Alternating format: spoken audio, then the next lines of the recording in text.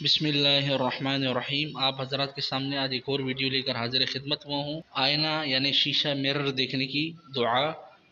اللہم انت حسنت خلقی فحسن خلقی، اللہم انت حسنت خلقی فحسن خلقی۔ ترجمہ سماعت فرمائیے، اے اللہ جیسے تو نے میرے چہرے کو خوبصورت بنایا ہے ویسے ہی میرے اخلاق کو حسین بنا دے۔ یہ شیشہ دیکھنے کی دعا ہے۔